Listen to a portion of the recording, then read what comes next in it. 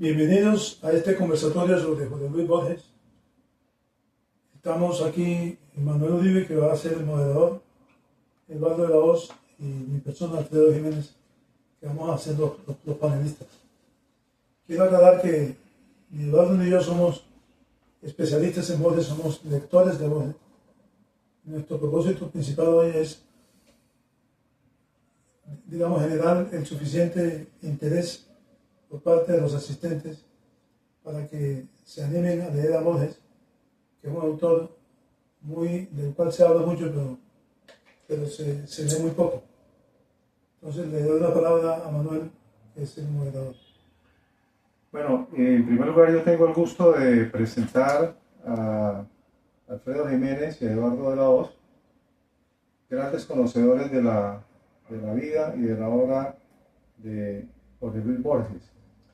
En primer lugar, pues Alfredo es un ingeniero barranquillero, un lector voraz, escritor.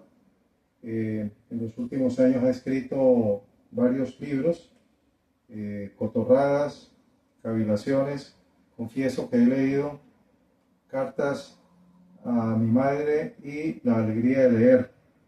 Él fue el creador de un chat que hoy en día se aproxima a 120 personas, todos interesados en la literatura, en la poesía, en la música también, y que tiene alrededor de 120 personas en este momento.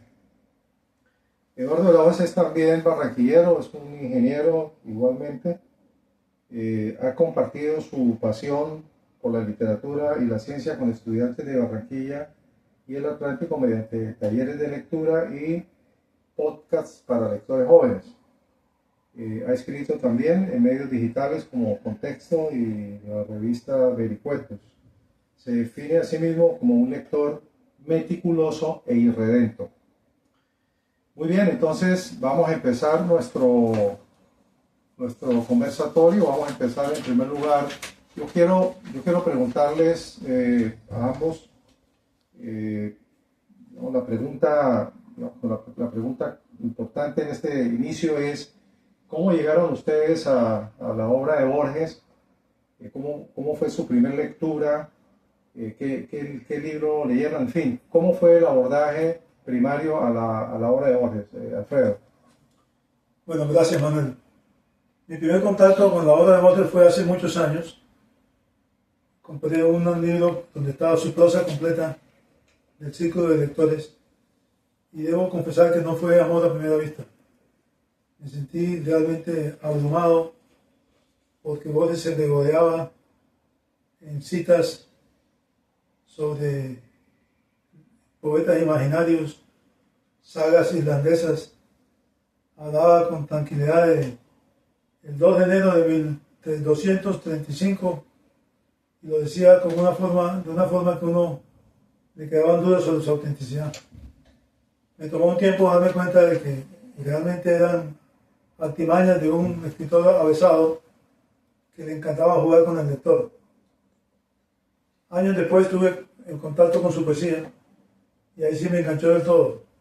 Realmente hoy en día soy borgiano tiempo completo, pero cuando uno lee a Borges por primera vez es un ejercicio en humildad y tiene que tener suficiente paciencia hasta que entienda un poquito el estilo de Borges. Alfredo, gracias. Eduardo. En el año 1972, en el Colegio San José, donde estudiaba bachillerato, me recomendaron leer a Borges. Mi primera lectura fue el cuento inicial de Tron Upar Orbis Tertius en Ficciones. Me gustó muchísimo. Me cambió la manera de entender las posibilidades creativas de los escritores. Después, con el tiempo, llegó a mis manos el compilado de Aleph y su primer cuento, El Inmortal, no me agradó realmente. Incluso fue un poco incómoda la lectura, por razones similares a las que mencionaba Alfredo. Al final de ese compilado estaba el Aleph y poco a poco la lectura del Aleph me hizo cambiar de opinión. Luego, hacia el año 2000, con la entrada a la vida de los buscadores de internet, empecé a cotejar citas y cosas y me di cuenta que en realidad Borges jugaba, pero no engañaba al lector. Eso me entusiasmó sobremanera y desde entonces no lo he dejado. Okay. Bueno, Alfredo, quisiera preguntarte, Borges nació en Buenos Aires, ¿no? ¿Cómo fue la relación de Borges con Buenos Aires, con su ciudad? Esa es una buena pregunta. Borges fue un enamorado de su ciudad. Él, cuando tenía 15 años, la familia viajó a Europa. A los 7 años después regresaron a Buenos Aires y él escribió su primer libro llamado Fervor de Buenos Aires en el año 1923. Un libro donde habla del amor por su ciudad. Cuando él regresó, digamos que el libro salió un poco tiempo después. Yo voy a enfocarme mucho en las respuestas, en hacer comentarios sobre su poesía, fragmentos sobre su poesía, para que los asistentes se familiaricen y se entusiasmen con la poesía de Borges. Entonces de aquí saca un fragmento que dice, de Fervor de Buenos Aires, dice: y divisé en la hondura los naipes de colores del poniente, y sentí Buenos Aires. Esta ciudad que yo creí mi pasado es mi porvenir, mi presente. Los años que he vivido en Europa son ilusorios. Yo estaba siempre y estaré en Buenos Aires. Debo aclarar también que Borges manejaba varios idiomas. En sus primeros sonetos los escribió en inglés y en francés. También había aprendido alemán, latín. En fin, él le preguntó a su padre en qué idioma debía escribir. El padre le dijo, en el que tú te sientas más cómodo. Y finalmente él se decidió, para fortuna nuestra, y era casi lo lógico, a escribir en español. Decisión que ratificó en un poema que él escribió al idioma alemán, pero empezaba diciendo: mi destino es la lengua castellana, el bronce de Francisco de Quevedo. Pero en la larga noche me exaltan otras músicas más íntimas. Una me fue dada por la sangre, que era en inglés. Otra por el azar, que es dadivoso. Pero a ti, dulce lengua de Alemania, te he buscado y elegido, solitario. En fin, ahí sigue el poema. Yo no pretendo, digamos, leer los poemas completos, pero sí quería resaltar que en ese poema él ratifica su opción por el idioma español. Ok, gracias, Alfredo. ¿Borges fue un autor universal, o es un autor universal, o es simplemente un escritor, digamos, de culto, reservado solamente a ciertos intelectuales? ¿Cuál es tu opinión sobre esto? Yo siempre he dicho que, por lo que he podido averiguar a través del tiempo, que de Borges se habla mucho, pero se lee muy poco. No sé si es porque es un escritor de culto. Yo creo, como decía ahorita, él pienso que asusta mucho al lector en un principio, porque son una muestra de erudición tan impresionante que, repito, hay gente que se asusta y lo deja de leer. Yo creo que a Borges hay que leerlo más. No me atrevería a decir que es solamente para intelectuales, ¿no? Yo creo que no es difícil familiarizarse o entusiasmarse con la obra de Borges, pero lo que sí es que hay que conocerlo. Yo decía en algún momento que hay que degustarlo íntimamente, no basta con leerlo, hay que releerlo. A veces uno lee un poema o un ensayo y cuando lo vuelve a leer encuentra nuevas cosas. A diferencia de lo que sucede con otros escritores. Yo he encontrado que cuando yo leo algún texto de Borges, encuentro cosas interesantes que no había encontrado en la leída anterior. Borges quedó ciego a los 54 o 55 años. Mi pregunta es, ¿qué tanto influyó o afectó la obra de en la obra de Borges, su ceguera. ¿Cómo pudo ser el director de la Biblioteca Nacional de Buenos Aires siendo un tipo invidente? Bueno, sí, Borges, por razones genéticas, perdió la visión en el año 1955. Él nació en 1899, tenía 55, 56 años y perdió la vista. Es cierto que fue director de la Biblioteca Nacional y él veía eso como una ironía, que siendo ciego le hubiera tocado ser director de la Biblioteca Nacional y estar rodeado de libros, que eran su pasión. Él decía que se imaginaba el paraíso como una biblioteca. De hecho, uno se imagina a Borges ciego caminando por los corredores de la Biblioteca Nacional, que nunca he estado ahí, pero me imagino que debe ser inmensa, y con su bastón dando vueltas por todos esos corredores. Y de hecho escribió en su poema de los dones, que empieza de una forma muy bella, algo alusivo al respecto. Él, en ese poema dice,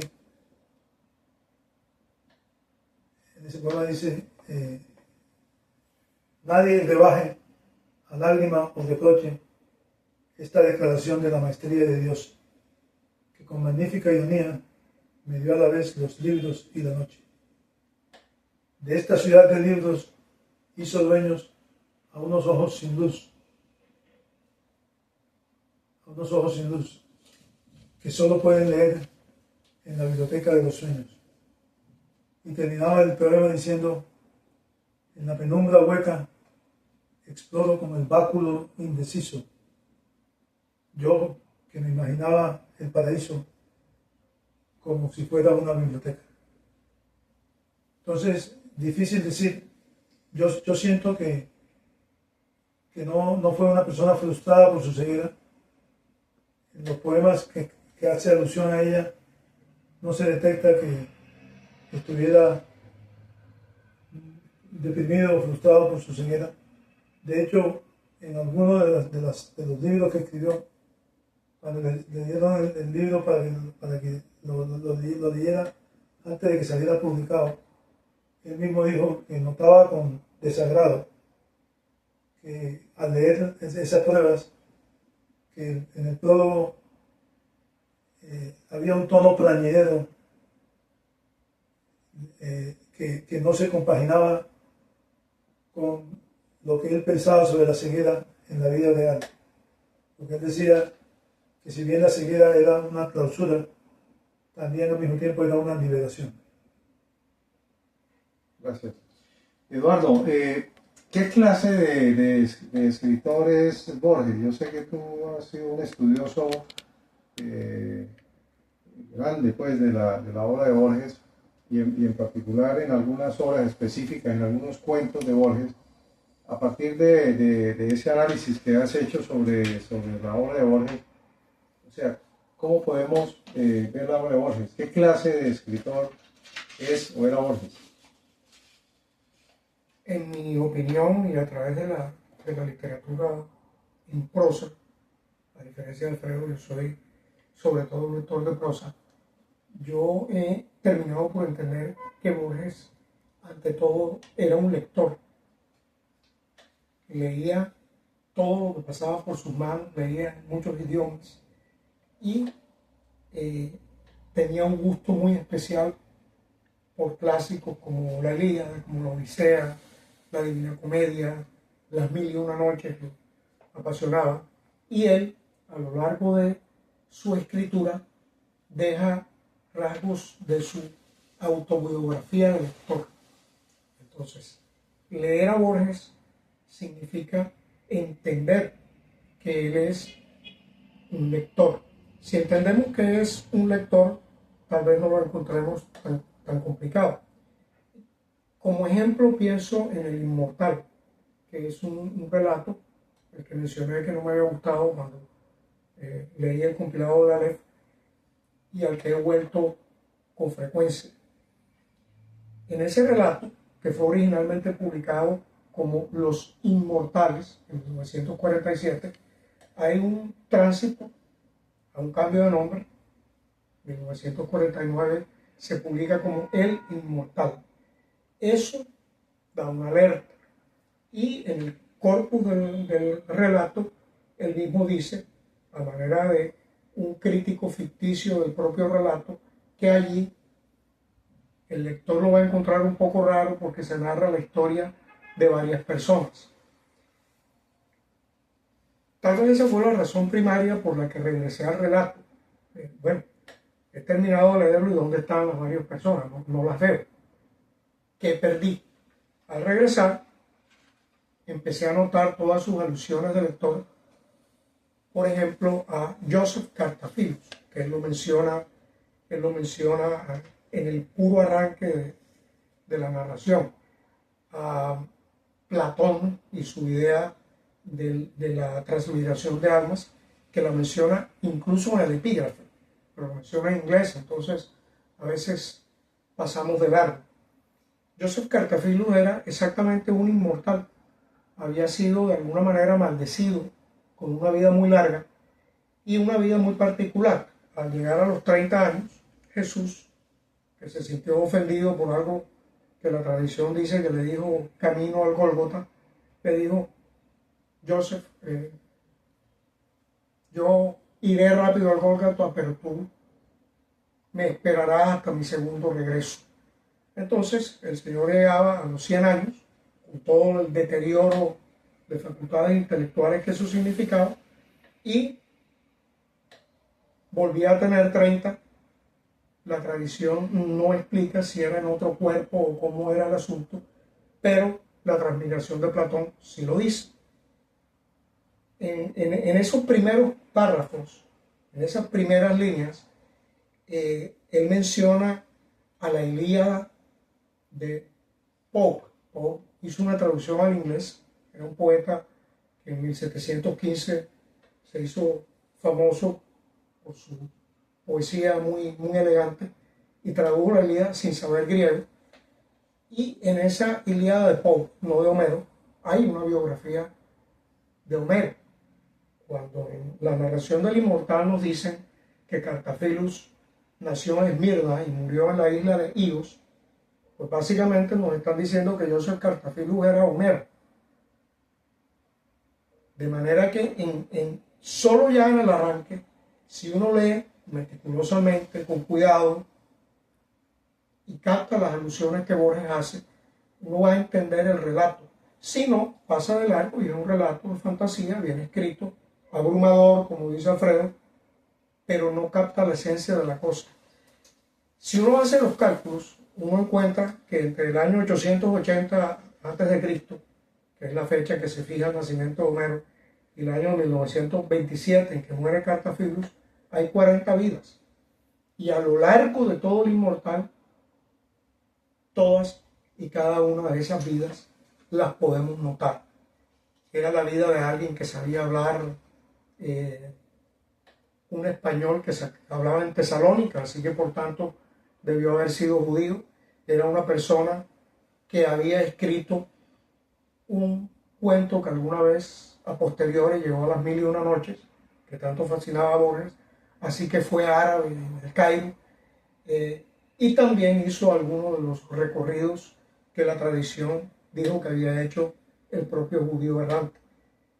Leer a Borges significa tomarse en serio todas esas alusiones, y por eso es que yo insisto, y siempre lo comento así, que Borges ante todo era un lector y que sus lecturas están reflejadas en sus relatos, pero hay que tener cuidado para poder encontrarlas. Eduardo, muchas gracias. Probablemente más adelante ampliaremos o volveremos un poco a esta historia del Inmortal. Pero ahora quiero seguir con Alfredo, volviendo un poco al estilo o a la personalidad de Borges. Me gustaría saber, o sea, cómo era Borges, cómo era su temperamento. ¿Era una persona tranquila o era cascarrabias? ¿Cómo era con sus amigos? ¿Cómo era esa, digamos, esa parte social de Borges? Mira, lo que yo he podido averiguar, Borges era un tipo digamos, muy fácil de tratar, usando una expresión popular diría que era un tipo de lavar y planchar. No era vanidoso, no era aislado, pues que no se podía hablar con él. De hecho, tengo una anécdota. Hace algunos años en el Festival Ajay de Cartagena, le escuché a un escritor argentino mencionar que cuando él estaba en la universidad, organizaron un congreso y se le dio por invitar a Borges. Entonces él lo llamó y Borges mismo le contestó el teléfono. Cuando él explicó lo que buscaba, le dijo, pues dijo, véngase mañana y hablamos. Y el tipo cuenta que al otro día fue y habló con Borges y se sintió tan cómodo con él, lo hizo sentir Borges tan cómodo, que él antes de irse le dijo, señor Borges, creo que en el cuento tal que usted escribió, pienso que el final ha debido ser un poco diferente. Imagínense. Y entonces Borges lo que le dijo fue, no, usted también es escritor. Entonces eso retrata mucho su manera de ser. Por otro lado, yo creo que era un tipo bastante autocrítico. En algún momento dijo que mis padres me engendraron para el juego arriesgado y hermoso de la vida. Y yo los defraudé, no fui feliz. Varias veces hacía alusión al hecho de que no había sido feliz. Y dijo una frase que a mí me impresionó mucho. Decía, mi vida de hombre ha sido una sucesión de mezquindades. Usó esa palabra. Por eso trato de que mi vida de escritor sea un poco más digna. Creo que era un poco tímido, pero repito, era de una manera fácil un tipo fácil de tratar. Tenía amigos, él decía que tenía varios amigos. Su mejor amigo fue Bioy Casares, el escritor argentino. Borges le llevaba 13 años, pero digamos trabajaron muchas cosas juntos. Y Borges iba a la casa de él y trabajaban cuentos, hicieron una antología de literatura fantástica. Yo creo que eso, digamos, contesta un poco lo que era la manera de ser de él.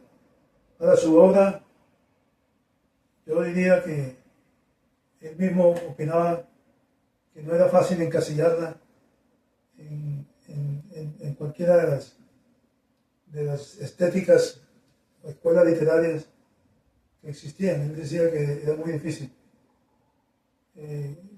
Alguna vez dijo que si lo forzaban, podía decir que su poesía tenía influencia del modernismo, esa escuela cuyo principal exponente fue Rubén Darío, y que tuvo también José Asunción Silva, nuestro José Asunción Silva, un exponente. Borges, siguiendo con su obra, él cultivó 3 géneros: el ensayo, la poesía y el cuento. Claro que él mismo decía que el único género que había cultivado era la poesía. Él insistía mucho en eso. Alfredo, déjame, te interrumpo. Ahora que mencionas que Borges pues, cultivó estos 3 géneros, ensayo, cuento y poesía, y de antemano sabemos que tú, pues, creo que te quedas con la poesía de Borges. ¿Por qué Borges no escribió novela? Yo pienso, una característica de Borges era la concisión, la brevedad. Él decía tanto con tan pocas palabras, que yo me imagino que él diría, ¿para qué escribir una novela de 400 páginas si eso lo puedo decir en un cuento de 4? Ahora, por otro lado, también los escritores, y Borges decía eso, Borges cuando cumplió 70 años, decía que un escritor que llega a esa edad tiene una idea bastante buena de cuáles son sus limitaciones. Y él aceptaba que una de sus limitaciones era las obras de largo aliento, como la novela. Entonces, digamos, el libro de versos que a él más le gustaba era el otro, el mismo. Ahí está uno de los mejores poemas de él. Hay un poema que no me resisto, digamos, comentar contarlo, que se llaman Límites, donde él habla de ya a una edad avanzada, uno va, digamos, experimentando cosas que no va a volver a experimentar. El poema Límites dice: de esas calles que ahondan el poniente, una hay, no sé cuál, que he recorrido ya por última vez. Después dice: si para todo hay término y hay casa, y nunca más y olvido, ¿quién nos dirá de quién en esta casa, sin saberlo, nos hemos despedido? Después dice: tras el cristal gris, en la altura de libros, que una sombra trunca dilata sobre la mesa, una hora que no veremos nunca. Para siempre cerraste alguna puerta y hay un espejo que te espera en vano. Finalmente ese poema termina diciendo: creo oír en el alba un rumor desordenado de multitudes que se alejan. Son los que me han querido y olvidado. Espacio, tiempo y Borges ya me dejan. Okay. Alfredo, ¿qué quiso decir Borges cuando tiene una frase que dice que él era más lector que escritor? ¿Qué es el mensaje que está detrás de esa frase? Bueno, Eduardo ya lo comentó, que Borges era más lector que escritor. De hecho, él decía: yo no sé si soy un buen escritor, decía Borges. Curioso comentario. Lo que sí sé es que soy un buen lector. Y definitivamente un agradecido lector, decía él. Algo que, digamos, Bioy Casares estaba de acuerdo, porque Bioy Casares decía que Borges era la literatura viviente. Que a veces cuando él llegaba a mostrarle un libro de un escritor, encontraba que ya él se había leído el libro y otros libros del mismo escritor. O sea que era un tipo, digamos, que creía mucho en la complicidad del escritor con el lector. Él decía que, así como en el sabor de una manzana, no se puede medir por la manzana solo, sino la conjunción entre la manzana y el paladar. Decía que lo mismo pasaba con la poesía. Una poesía, unas cosas ahí escritas no significan nada, a menos que haya un lector. De hecho, a Borges le encomendaron, digamos, escoger 100 libros y llamando la biblioteca personal de Jorge Luis Borges. Solamente alcanzó a escoger 64 porque se murió antes de terminar. Pero en el prólogo, cada libro tenía su prólogo, pero había un prólogo general para todos los libros. Y a mí me gusta cómo termina ese prólogo. Termina diciendo: ojalá seas el lector que este libro estaba esperando. Lo cual indica la opinión que él tenía del lector. Era realmente, no creo que lo decía como pose, sino que de verdad decía que él se preciaba más. Porque de hecho hay un poema que se llama Un lector, que empieza diciendo: que otros se precien de lo que les ha sido dado escribir. Yo me precio de lo que me ha sido dado leer. Y decía que él se había sentido toda su vida pasión por el lenguaje. Le gustaban las palabras, pero decía que las palabras eran engañosas, eran deleznables, le gustaba esa palabra. Decía que las palabras cambian de significado y de emoción, y ese es un problema que tenían las palabras. Alfredo, ¿cómo fue la relación de Borges con los autores del boom, ¿no? Sabemos que Borges era un poco mayor que esta gente, Gabo, Cortázar, en fin. ¿Cómo fue, qué sabes tú de la relación de él con estos escritores? Mira, Borges, primero te comento, Borges fue por primera vez a Francia en el año 1963. Vargas Llosa, yo la casualidad que estaba en Francia en ese momento, y Vargas Llosa dice que fue una cosa apoteósica. El tipo lo recibieron de una manera extraordinaria. De hecho, dice Vargas Llosa que lo recibieron mejor en Francia de lo que se conocía en Argentina en ese tiempo. Entonces, él decía que Borges había ayudado a que los escritores latinoamericanos vencieran un cierto complejo de inferioridad que tenían ante los escritores europeos. Borges, no hay ningún secreto que su posición política era diferente a la de los autores del boom. Gabo, Vargas Llosa dio un vuelco después, Cortázar sobre todo, Neruda, pero con todo eso ellos lo admiraban mucho. Neruda, por ejemplo, dijo que había que respetarlo porque era nuestra figura demostrada. García Márquez también hizo comentarios elogiosos, Carlos Fuentes. Todos se refirieron en forma muy especial sobre Borges. Y estoy seguro que pensaban que merecía el Nobel. Pero eso es otra historia. Okay. Bueno, Eduardo, volvamos a la obra de Borges. Borges se caracteriza en sus relatos por una serie de referencias a personajes, a historias. Uno a veces piensa, esto es ficción, esto fue real. Entonces, hablemos un poco de eso porque a veces siento que, no sé si Borges juega con el lector o engaña al lector. ¿Cuál es tu opinión sobre esto? En 1966 Borges dio una entrevista a un estudioso de la obra de Borges que se llama Ronald Christ. Christ le preguntó: ¿usted espera que las personas capten las alusiones y las referencias a otras obras que hay en sus escritos? Y su respuesta es precisa y exacta. Él dice, cito, no, la mayoría de esas alusiones y referencias se incluyen simplemente como una especie de broma privada, una broma que no es para compartir con otras personas. Quiero decir, si la comparten, mucho mejor, pero si no lo hacen, no me importa. No eran bromas burlonas ni de mala fe, porque eran explícitas, siempre y cuando uno sea un lector meticuloso. Nuevamente un ejemplo del Inmortal.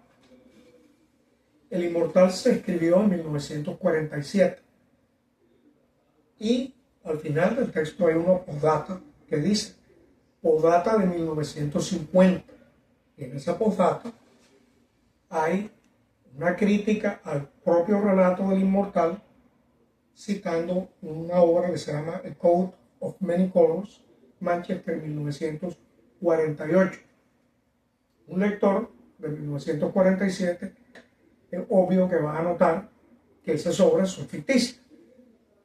Pero cuando nosotros abordamos eso en el año 2024 y no lo hacemos con cuidado, podemos pensar que las obras, en particular esa obra citada de Naum Cordovero, es una obra real. Podemos entrar a Google de pronto a buscarla, vamos a notar que eso no existe y vamos a sentir que Borges nos ha tomado el pelo.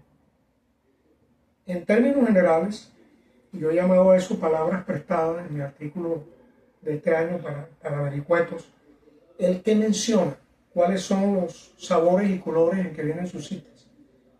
Él hace citas o valoraciones de obras ficticias y sobre libros inexistentes. ¿Por qué lo hace? Y tal vez esto también ayuda a entender por qué no hacía novelas.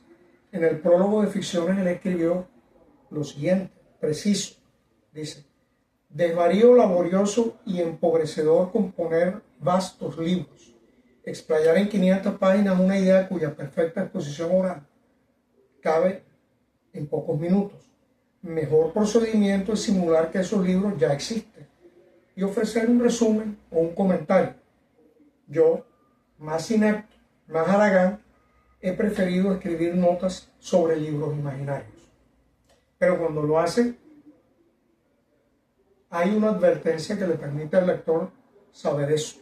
Él también hace citas de autores que enuncia de manera explícita, por ejemplo, en los epígrafes. Lo que sucede es que, como mencionábamos antes, él hablaba varios idiomas y leía en muchos idiomas y estudiaba otros idiomas. Alguna vez estudió islandés Y entonces en el prólogo de Ulrica hay un epígrafe en irlandés. Uno lo puede pasar por largo y pensar que ese prólogo es una obra ficticia, pero no, es una cita de una saga islandesa que si uno se toma la molestia de buscar la saga y mirarla, hoy día se puede hacer traducción automática en Google, uno entiende que esa cita es vital para entender el cuento.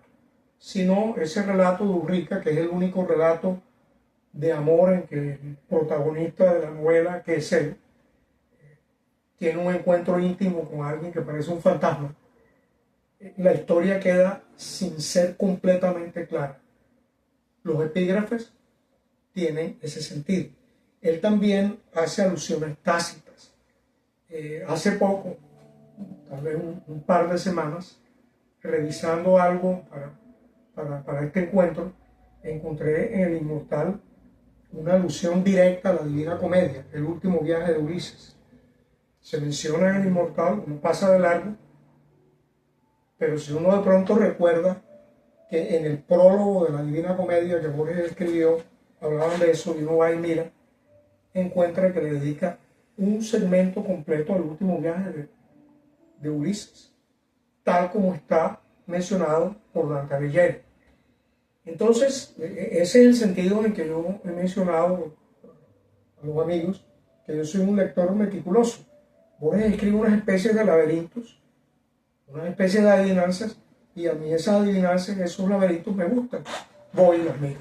Un lector corriente tal vez no lo haga. Eduardo, pero llama la atención, por ejemplo, en el Aleph, donde el primer cuento es precisamente El Inmortal, que allí hay otros cuentos que yo los llamo más fáciles de digerir, ¿no? Hay 2 o 3, hay varios cuentos maravillosos de él, y yo sigo pensando, ¿por qué tanto jugar con el lector? ¿Por qué? Fíjate que tú acabas de decir que volviste a leer, viste algo que tal vez habías pasado desapercibido después de quizás 20 veces de haber leído El Inmortal.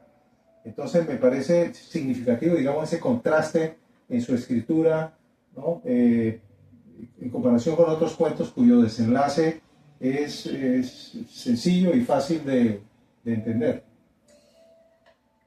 Ha habido un debate sobre uno de los relatos que está en el libro de Arena, que se llama El Otro. Es un libro recién, digamos 1975. Fue uno de sus últimos libros de prosa. Y ese relato del Otro es, en cierto sentido, y hay gente que se lo ha dicho o lo ha escrito sin ningún problema, Borges habría odiado que lo sacralizaran, y lo convirtieran en un héroe, en un objeto de culto. Hay gente que ha dicho que Borges plagió a Giovanni Papini. En un prólogo de estos colecciones que él prologó a una obra de Giovanni Papini, él escribió simple y llanamente: alguna vez cuando joven leía a Papini y lo olvidé, así que si hoy aparece en mis relatos, es probable que sea simple y llanamente un recuerdo. La autobiografía del Inmortal es la autobiografía de 40 autores, y en particular de Homero, que se le olvidó que él era Homero, que se le olvidó que hablaba griego y que se le olvidó que había escrito alguna vez la Odisea. Entonces, en Borges hay una tan grande vastedad de lecturas que simplemente él terminó por decir alguna vez en La Flor de Coleridge, un ensayo, que él concebía que toda la literatura era una sola obra escrita por todos los autores. Él era un autor que era todos los autores. Bueno, muy bien. Alfredo, hace un momento tocaste ahí de pasada algo del tema político con Borges. Llama la atención que en su historia personal, en su juventud, estuvo afiliado al Partido Comunista y después terminó en el Partido Conservador. y obviamente sus posiciones políticas ya de adulto pues fueron bien conocidas. Hablemos de ese tema y si su posición política tuvo algo que ver con el hecho de no haber recibido el premio Nobel. Bueno, antes que nada quiero decir, Eduardo, que es muy interesante todo lo que tú mencionas. Uno de los libros a propósito de la colección de Borges es de Papini, Las Tentaciones de San Antonio. Hace parte de esta persona. Bueno, mira, Borges decía, según sus propias palabras, que la política le producía tedio y fastidio. Así decirlo. Es verdad que cuando tenía 19 años perteneció al Partido Comunista y de hecho empezó a estudiar ruso. Él se disculpa diciendo que en ese tiempo el comunismo era el amor entre todos los hombres y ahora se había vuelto el nuevo sadismo. O sea que los líderes políticos de Rusia hoy en día se parecen más a los zares de antes. Si no, ahí tenemos el caso de Putin. Pero es cierto que él no le interesaba mucho la política, pero su posición política sí era conocida. Perteneció ya finalmente al Partido Conservador. Y sobre lo del Nobel, yo estoy convencido que eso es cierto, porque hay uno de los académicos de la Academia Sueca que escogen el recipiente del premio Nobel cada año, un tipo de apellido impronunciable, Arthur Lutschwitz, algo así. Decía claramente que mientras él estuviera ahí, Borges nunca se iba a ganar el premio Nobel, porque le había se había reunido con Pinochet. Que a propósito de eso, yo hablé ahorita de la brevedad de Borges, cuando él explicó ese evento en su vida, dijo una sola frase, dijo: prefiero la desnuda espada a la artera dinamita. Yo creo que más concisión que eso no se puede encontrar para explicar un tema tan complejo como el tema político. Borges era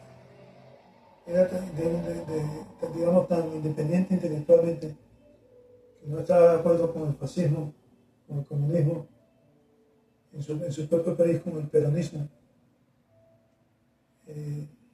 Los nacionalismos me parecían el colmo. Decía que toda guerra es un crimen. No estaba de acuerdo con la guerra. Se imaginarán que fue un crítico acérrimo de la guerra de las Malvinas. Usó una frase de esas típicas de él: que la guerra de las Malvinas parecía la guerra de dos calvos peleando por una peinilla. Así decía él. Y escribió dos poemas sobre la guerra de las Malvinas, que también les recomiendo su lectura porque es muy chévere, son muy chéveres. Entonces, él, repito, tenía una posición política definida, pero la política le producía tedio y fastidio, fue la expresión que usó una vez. Sí, yo creo que eso, principalmente sobre la parte política. Sí. Ok, bueno, cambiemos un poquito del tercio, siguiendo con su vida personal. Hablemos de las mujeres de Borges. Todos hemos sabido de María Kodama, que fue la mujer de sus últimos años de su vida, que había sido su secretaria, su asistente. Pero, ¿cómo fue esa parte amorosa o sentimental de Borges? A mí sí hay algo que me sorprendió, digamos, cuando leí un libro de Bioy Casares, donde hablaba sobre Borges, es que Bioy Casares decía que Borges era un enamoradísimo, que se enamoraba con una facilidad del carajo. De hecho, dice que cuando él iba a su casa, cuando Borges iba a la casa de Bioy Casares a trabajar en algún proyecto juntos, a veces perdían un poco de tiempo porque Borges le contaba sus cuitas amorosas. A mí eso me sorprendió muchísimo, porque no me imaginaba a Borges en esos trajines. Él se casó 2 veces, María Kodama fue su segunda mujer. Pero repito, él, si bien acepto lo que dice Bioy Casares, porque obviamente él lo conocía, que era un enamoradísimo. Él no hacía mucha referencia a ese tema en sus obras, ni en las entrevistas. Hay un par de frases, un poema donde dice, me duele una mujer en todo el cuerpo. Y en otro dice, hay una mujer que me espera, algo así, una mujer que me espera, que me esperaba y que de pronto todavía me espera. O sea que su relación con las mujeres, yo creo que independiente de que fuera enamoradísimo, no era un tipo que estuviera hablando del tema. A la mamá la quiso mucho, tuvo una relación muy especial con su madre. Sí. Ok, sobre el tema, sobre este tema particular, yo quisiera preguntarle a Eduardo lo siguiente. Yo leí un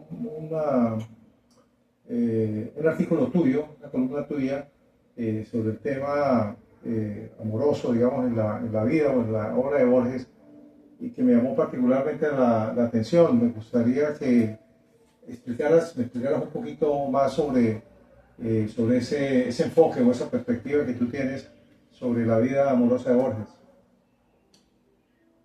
Voy a tomar un intervalo entre 1921 y 1929, que son fechas importantes. Borges escribió lo siguiente: en el 21 yo regresé a la patria y arriesgué con González Lanuza, Francisco Piñero y Nora Lange la publicación mural Prisma, un cartelón que ni las paredes leyeron. Ese fue uno de sus primeros intentos de publicar cosas ultraístas al regresar de su primer viaje por Europa. Eso es 1921 y ahí está mencionado Nora Lange. Nora Lange tenía en ese momento como 15 años. Era una niña bastante joven. Y luego él escribió un poema que se llama 1929. Lo voy a citar completo. Dice: el hombre está mateando y esperando. Otro día vacío como todos. Siempre los ardores de la úlcera. Ya no hay mujeres en mi vida, piensa. Eso es una pregunta. ¿Qué sucedió entre 1921 y 1929? En 1929, Borges, por ejemplo, dejó de escribir poesía. Dejó de escribir poesía por más de 10 años.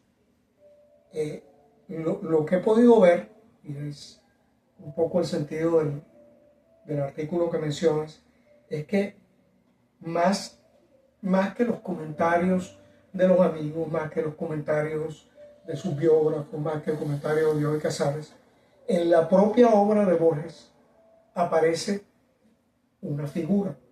Siempre aparece una figura. Esa figura es Nora Lange.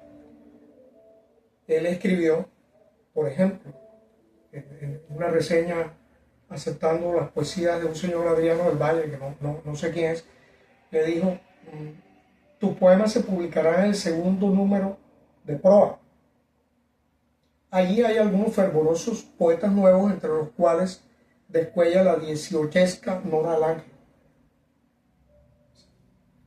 Sin embargo, la primera edición del Fervor de Buenos Aires, la de 1923, está dedicada a Concepción Guerrero. Y él le escribe: para mi novia Concepción Guerrero. A Concepción Guerrero lo había conocido en la casa de las hermanitas Lange, incluida Nora e incluida Aide. Nora Lange era de origen noruego, era, según describen otras personas, una mujer alta, pelirroja, muy liberal para la época. Posteriormente Borges diría que era discípula de Ibsen, o sea, no creía en el matrimonio, creía en un amor muy libre. Y esa Nora empieza de una u otra manera a aparecer en sus relatos, porque en 1926 Borges empezó a tener una relación estrecha con Nora Lange. Era una especie de protegida como poeta. y la llevó a un almuerzo con una especie de novia, y en ese almuerzo Nora Lange lo dejó ahí tirado y se fue con otro poeta a quien Borges detestaba, que se llamaba Oliverio Girondo. Eso para Borges fue un golpe muy fuerte, y en 1929 le insistió a Nora y le propuso matrimonio, y Nora no solo no aceptó, sino que se fue a vivir con Oliverio Girondo. Luego uno la encuentra por ahí dispersa. En el Aleph dice: Beatriz Viterbo se murió en 1929. Ella era alta, era pelirroja. Luego, en otros escritos, era alta, frágil. Y el mismo Borges, que es protagonista del Aleph, dice: Beatriz, estás perdida para siempre, hasta que llega a Ulrica. Y en Ulrica describe a una noruega ligera, alta, de rasgos afilados y ojos grises. Dice Javier Otágora, su protagonista, dice: sé que ya estaba enamorado de Ulrica. Y finalmente, tal como podría presagiarse de la cita islandesa, él escribe: ya no había una espada entre los dos, como la arena se iba el tiempo, secular en la sombra fluyó el amor, y poseí por primera y última vez la imagen de Ulrica. Eso fue escrito en 1975 en una lápida en el cementerio de Plainpalais en Ginebra, Suiza, que es la lápida de mortuoria de Borges. Él está enterrado allí. Hay un pequeño título que hizo grabar María Kodama que dice: de Ulrica para Javier Otáloga. Y en el reverso de la lápida está citado el epígrafe islandés de Ulrica. Toda la descripción física y todos los eventos me han llevado a concluir que definitivamente Ulrica era Nora Lange. Y hubo otras: Concepción Guerrero, esta, aquella, el Sastete, una que le dijo a Borges alguna vez: bueno, ¿te quieres casar conmigo? Primero vamos a acostarnos para ver cómo es que es la cosa. Pero ya esos son chismes, eso ya no me interesa tanto. Entonces fue como su amor platónico, su amor frustrado. Fue el amor que no fue. El amor que no fue. Bueno, pero te cuento, ya que mencionas eso, yo no quiero especular sobre si Borges fue muy activo sexualmente, pero lo que sí puedo contar es que el papá le preguntó un día que si había estado con alguna mujer, y él le dijo que no. Entonces el papá le dijo que le iba a conseguir una, y le consiguió una mujer. Pero la experiencia resultó fallida, no fue lo que el papá esperaba. Aparentemente, según uno de sus biógrafos, porque Borges, cuando vio que le llevaron a esa señora, pensó que el papá se acostaba con esa mujer y entonces engañaba a su mamá. Y él quería mucho a su mamá, entonces no tuvo nada con la mujer. Sí. Puedo decir eso más que especular. Tal vez no se alcance a evidenciar, pero ella es Nora Lange. Y la foto tiene una dedicatoria. Creo que ya estamos terminando el tiempo. Para George. Muy bien. Sí. Quiero hablar de la parte religiosa. Bueno, allá iba. Quería que mencionáramos algo sobre el tema religioso porque, a ver, Borges era ateo, agnóstico. O sea, ¿cuál era en su pensamiento sobre la religión o sobre las religiones? Yo creo que él era agnóstico, nunca lo ocultó, tampoco hacía alarde de ello. Aunque hace en sus poemas varias referencias a Dios. Ahí yo lo mencioné, el que decía: nadie te va a dar después de esta declaración de la maestría de Dios. Y en varios poemas habla de Dios. Yo quiero citar algo que él escribió sobre su cuestión religiosa, que me parece interesante describirlo textualmente. Dice: yo no soy católico y no estoy seguro de ser cristiano. Eso se debe al ambiente en que me he criado. Él decía que su papá, como todos los señores argentinos, era ateo y libre pensador.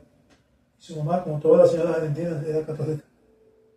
Pero él dice aquí Yo no sé si la Trinidad existe o si es un invento de los místicos, los metafísicos o de los filósofos, pero lo que sí sé es que tendemos hacia ella. Creo en Dios, no como un ser personal, eso resulta imposible, pero creo que hay un propósito ético en el mundo. Si la palabra Dios significa ese algo de nosotros que está de parte de la justicia, entonces sí creo que a pesar de todos los crímenes, hay un propósito moral en el mundo. Cuando él se estaba muriendo, seguramente empezó a pensar en lo que venía después y le dijo a María Kodama, no es imposible que no haya algo de pronto después de esto. Y ella, tratando, adivinando lo que pasaba por su mente, le dijo, ¿quiere que le traiga un sacerdote? Y él le dijo, sí, un sacerdote en homenaje a mi mamá, pero me trae también un pastor en homenaje a mi abuela. La abuela era anglicana. Y efectivamente vinieron un sacerdote y un pastor. Y los dos lo acompañaron. Entonces, curiosamente, las honras fúnebres fueron consideradas por los dos, por el sacerdote y por el pastor. O sea que yo no sé qué decir. El sacerdote que lo acompañó en sus últimos momentos le escribió a un obispo y le dijo que él, si bien no habló con Borges en sus últimos momentos, y ahora no podía hablar, él dice que sintió que él había muerto en paz con la iglesia, así fue como lo puso el sacerdote. Entonces, no sé, es muy difícil especular también sobre ese tema. Repito, yo creo que era agnóstico y muchas veces lo dijo muy claramente, pero también están estas otras cosas, lo que él dice, lo que él decía aquí, antes de morir dijo, todo el mundo dice que busco a Dios y no lo encuentro. La verdad es que no lo busco. Dice, creo que las personas suponen que no se puede ser ético sin ser religioso, lo cual es un disparate. Esa frase habla mucho también de él. Y de hecho es cierto, yo creo que hay gente que opina que para ser ético hay que ser religioso. Yo les decía que eso le parecía un disparate. Yo quiero, antes de terminar, mencionar 4 versos del poema. Claro. Otro poema. Porque yo quería hacerles una última pregunta, pero quizás déjame hacer la pregunta para ambos y luego terminas con lo que vas a ver ahí. Es ¿cuáles consideran ustedes que es el legado de Borges para la literatura? O quizás la pregunta más precisa ¿es un autor vigente? Eduardo. Y ahora Alfredo. Pienso que Borges es un autor de un estilo tan propio que está vigente y más vigente que nunca. Me explico. En su obra de Tron Bar Orbis Tertius, él habla de un grupo que construye a través de la escritura, a través de una enciclopedia, un universo completo con su ética, su filosofía, sus creencias, religiones, literatura y crítica literaria. Si fuésemos a hablar en términos del año 2024, es simple y llanamente un metaverso. En el jardín de senderos que se bifurcan, Sui Pen, el protagonista de la narración, describe un laberinto de múltiples universos que se llama, tanto el relato de Sui Pen como la propia narración de Borges, se llama El jardín de senderos que se bifurcan. Eso podría fácilmente entenderse en el año 2024 como una exposición en prosa de la teoría del multiverso. La biblioteca de Babel ya es claro para todos los que han interpretado a Borges que prefigura Google, prefigura todos estos repositorios de datos, de manera que yo me atrevería a decir incluso que su idea del autor, que es todos los autores, en la medida en que las inteligencias artificiales generativas en menos de 15 o 20 años habrán escrito el 90% de todo lo que esté en la web, ese autor que es todos los autores y ese texto que es todos los textos fue prefigurado por Borges y ya se está construyendo. Creo que leer a Borges hoy, a pesar de que sea anacrónico hablar del 2024, da luces y da interpretaciones que hacen que Borges sea más vigente que nunca. Ok, interesante, Eduardo. Alfredo. Bueno, yo quiero terminar citando unos versos de su poema, otro poema de los dones se llama. Me parece una frase preciosa. Yo nada más copié unas 4 o 5. En él dice: doy gracias al divino laberinto de los efectos y las causas. Entonces, por una serie de cosas. Entre esas dice: por la diversidad de criaturas que forman este singular universo. Por el amor que nos hace ver a los otros como los ve la divinidad. Esa frase me parece preciosa. Por el lenguaje que puede simular la sabiduría. Por el olvido que anula o modifica el pasado. Por la mañana que nos depara la ilusión de un principio. Por el sueño y la muerte, esos dos tesoros ocultos. Y por la música en misteriosa forma del tiempo. Ese es el otro poema de los dones. Con eso termino. Creo que nos acabó el tiempo ya. Bueno, muy bien, sí. Muchas gracias. Muchas gracias a Eduardo. Muchas gracias, Alfredo. Creo que con ustedes hemos aprendido mucho de Borges y esperamos que quienes nos ven y nos escuchan pues se aproximen a Borges sin tanto temor y sin tanto miedo como a veces muchos se refieren a la obra de Borges. Bueno, buenas tardes para todos. Gracias, Manuel. Gracias, Manuel. Gracias, Alfredo. Ha sido muy grato compartir con ustedes este rato. Bueno.